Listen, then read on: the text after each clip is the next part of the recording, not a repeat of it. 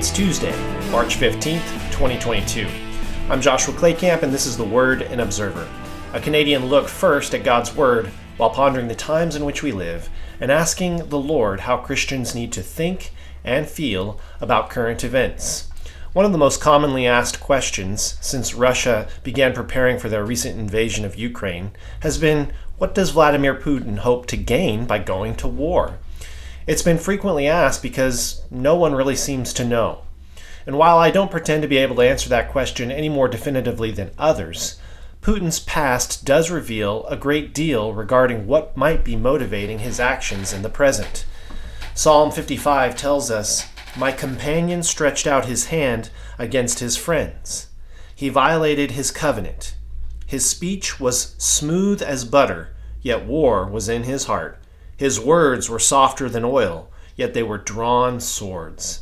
And it is this psalm which I think speaks more to the character of Vladimir Putin than anything else. So let's take a closer look at Russia's most powerful figure to see how the path that led him to prominence has now brought him to the brink of global war, and why, in many ways, this type of conflict was always the most likely outcome of his time in power in Russia. Vladimir Putin was born on October the 7th of 1952 in Leningrad, which is now known as St. Petersburg, to a family that had, like many others, suffered greatly during the events of World War II. Putin's early life, however, was relatively normal. He graduated from Leningrad State University in 1975 with a law degree focusing on international law. He then joined the KGB that same year and commenced his rise through the ranks as an intelligence officer. In the early 1900s, he began his venture into politics, working as an aide to Anatoly Sobchak, who was the mayor of St. Petersburg. In 1996, he moved to Moscow and began working for the government on a national level. Within 3 years, he had ascended to the role of prime minister, which is where his story takes its most relevant turn for us to consider today. Putin's first job as prime minister was to get control of the rebellion that had plagued the region of Chechnya for the better part of a decade. When the USSR collapsed in 1991, Chechnya joined several other regions in declaring their independence from Russia. However, unlike Georgia, Ukraine, and others that existed along the western border of the former Soviet Union, Chechnya was landlocked within the rest of Russia. As a result, the Russian government was less inclined to grant the Chechens their freedom.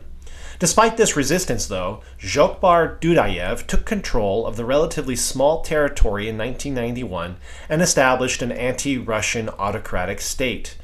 Rather than engage in open war, Russian President Boris Yeltsin instead chose to back several rebellions within the country and attempt to overthrow the Dudayev regime in that manner. Putin's support for the rebels in eastern Ukraine in recent years mirrors such efforts in several ways. Once it became clear that a rebellion within Chechnya simply was not going to succeed, President Yeltsin invaded Chechnya on December the 11th of 1994. While the Russian military initially proved successful, they were forced into continued combat for the next 2 years before the Chechen forces eventually retook the capital city of Grozny in August of 1996. A ceasefire was declared the next year. While Chechnya was technically still part of Russia, the circumstances were a stain on President Yeltsin's time as president of Russia, and it was a historic event that he did not want to be an enduring part of his legacy. So, 2 years later, he empowered a young and relatively unknown figure within the government to rectify the situation. This is where we meet Vladimir Putin. Vladimir Putin's first foray into national recognition began with declarations that he had no plans whatsoever to launch an invasion of Chechnya. He said it repeatedly. It almost was a promise. Yet, all the while he continued to assure everyone that he had no plans to launch such an invasion, he amassed tens of thousands of troops who, when ready, quickly attacked and recaptured the capital with the help of aerial and artillery bombardments. By February of 2000, the Chechen capital city of Grozny was destroyed. The rebellion was largely over, and Putin became the favorite in the next month's presidential election. He would go on to win, garnering 53% of the vote, and he would serve the first of his terms in office. Over the next 8 years, his status within Russia and around the world would continue to grow.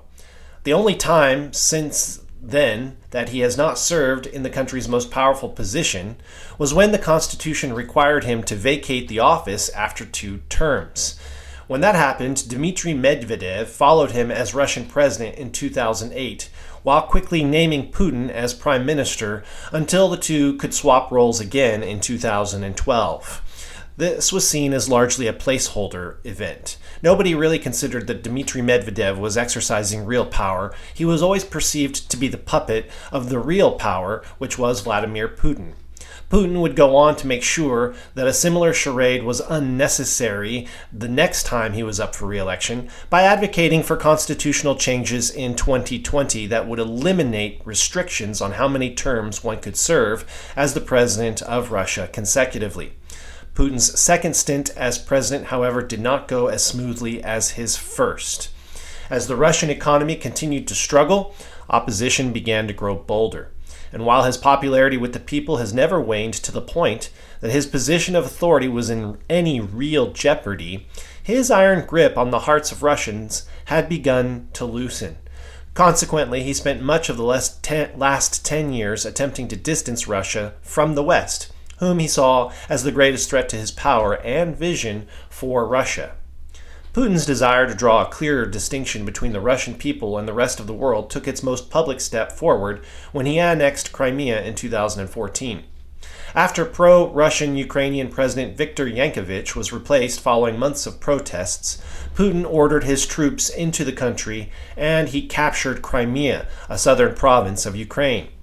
While the West responded with sanctions that further devastated the Russian economy, most Russians actually approved of the president's actions and were very happy when Crimea was formally annexed in March of 2014.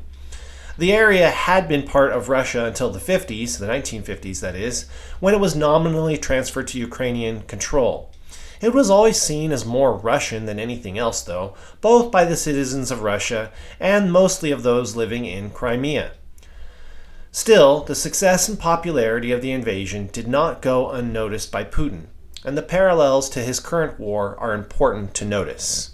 Between the invasion of Crimea and the current campaign in Ukraine, however, there is another conflict that speaks to the Russian president's approach to maintaining unrivaled and unchecked authority within the nation of Russia.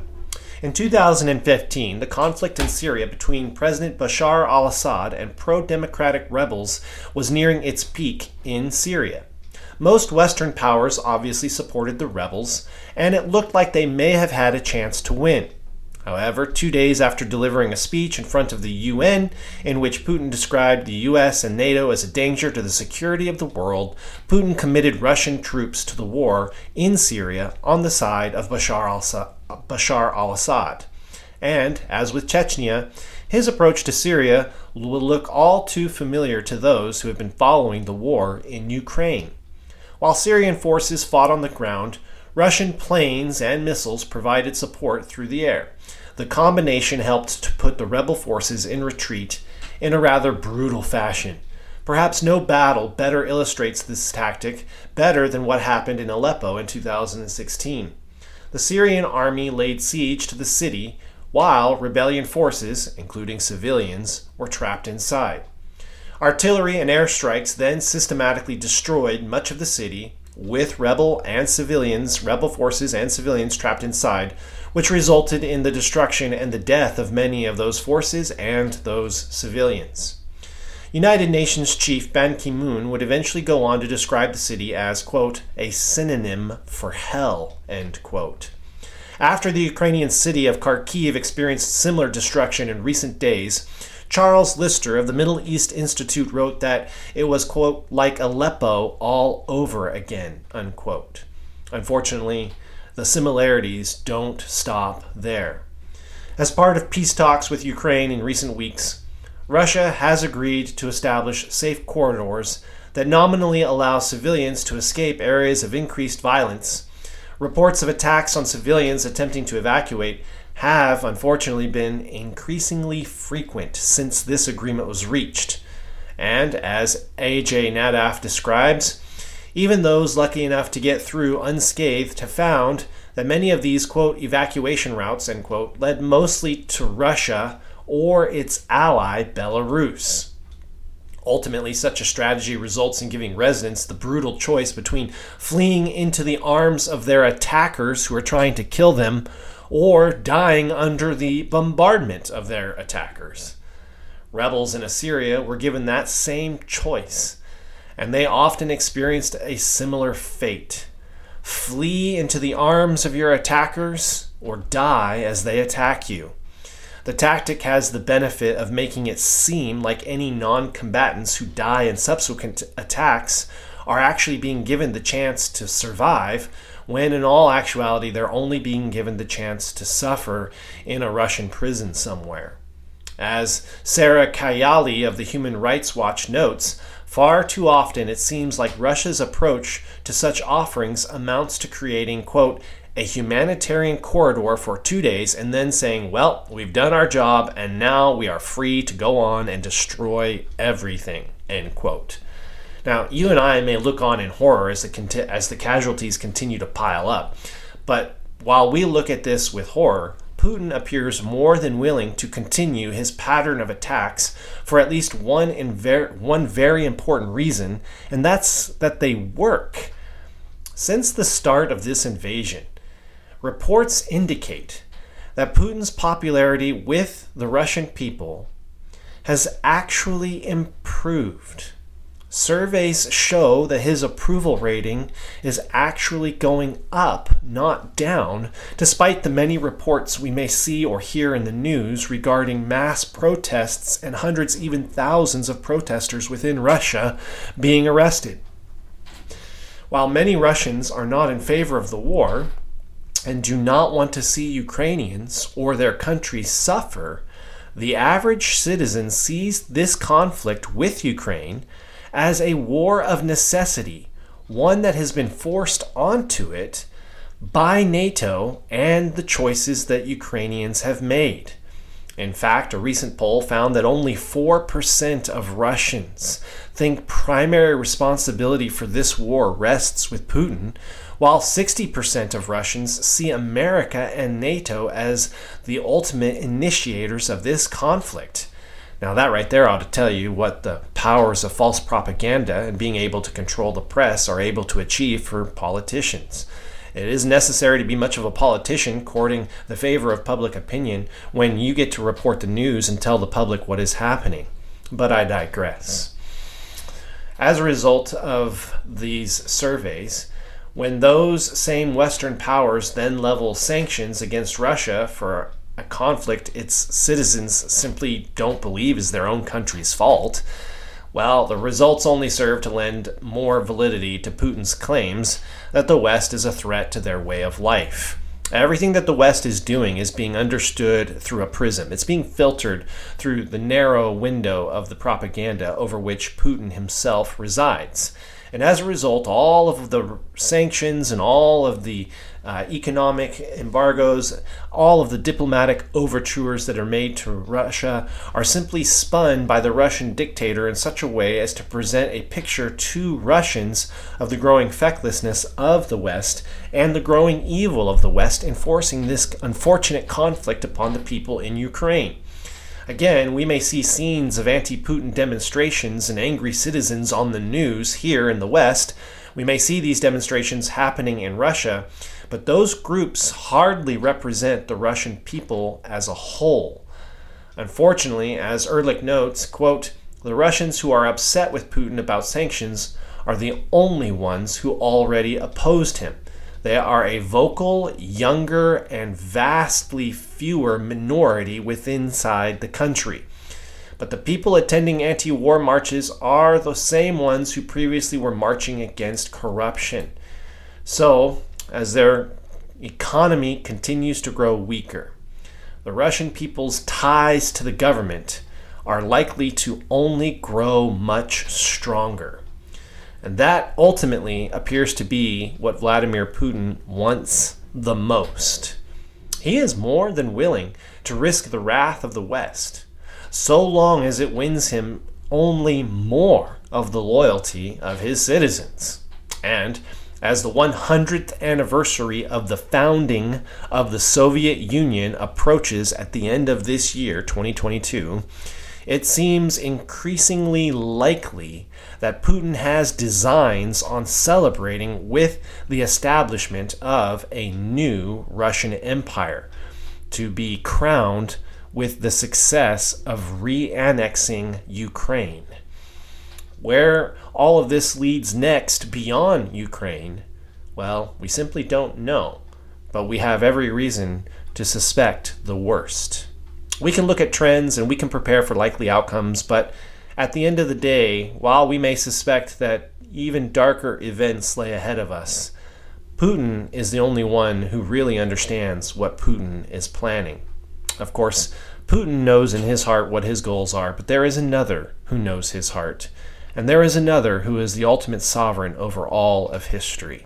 In reflecting upon Putin and his tendency to make promises that he has no intention of invading, only to then invade, as we look at Putin, who tends to make promises to the West, only to then break those promises and do the very thing he swore he was never going to do, I am reminded of another character from the scriptures who was also quite duplicitous, quite cunning, and quite two-faced and hypocritical. Of course, I am reflecting on the shadowy character of Judas Iscariot, one of the 12 within the group of disciples who accompanied Jesus during his earthly ministry.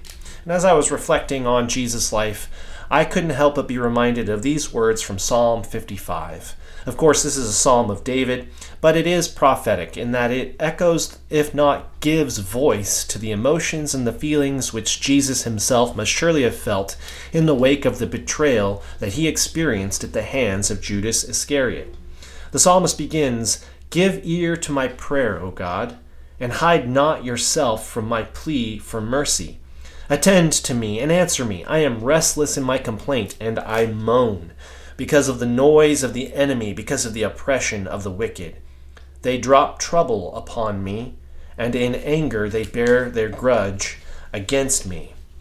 The psalmist begins with a plea to God, and then he talks about how his heart is feeling. He says, quote, "My heart is in anguish within me. The terrors of death have fallen upon me." The psalmist then goes on to describe the experiences that are plaguing him. He talks about the reasons why he is hurting as he is hurting. He talks about what the enemy is doing to him. But then he goes on to describe this enemy a little bit more closely. In verse 12, he says, "It isn't really an enemy who taunts me, for then I could bear it. It is not an adversary who deals insolently with me, for then I could hide from him. But it is you, a man, my equal, my companion, my familiar friend. We used to take sweet counsel together within God's house. We walked in the throng. Let death steal over them. Let them go down to Sheol alive. For evil is their dwelling place, and in their heart." Within this refrain of the psalmist from verse 12 to verse 15, we see a shift, we see a transition. The psalmist begins by saying how he is heartbroken, how he is devastated because the one who is his enemy initially presented himself as his friend, but only later was revealed to truly be his enemy. There is a sense of betrayal. There is clearly a traitorous action that has taken place here. And the psalmist, in realizing that betrayal, that traitor's revelation, goes on to say, quote, "Let death steal over them. Let them go down to Sheol alive. Evil is in their dwelling place, and evil is in their heart." Of course, the psalmist is saying that the individual who has played the traitor, the individual who has betrayed him, deserves to be punished, and to have that punishment come upon him suddenly, shockingly, and unexpectedly. Again, the psalmist continues to cry out. He says, "I call to you, God, and the Lord who will save me. Evening and morning and at noon, I utter my complaint and I moan. He hears my voice." But the psalmist returns to the traitor in verse 20. "My companion stretched out his hand against his friends. He violated his covenant. His speech was smooth as butter, but war was in his heart. His words were softer than oil, and yet they were drawn swords. As we consider what Vladimir Putin is doing in Ukraine, we understand that this simply follows in the line of a long history and a long track record of crushing cities, offering escape to the citizens who live there only to take them into custody in prisons, or if they refuse to accept his offer of escape into Russian prisons and Russian gulags, he then simply crushes them, shrugging his shoulders, saying to the world that he did his part and now he is free to engage in murder, when all along the offer of mercy and the offer of escape was but a mere charade.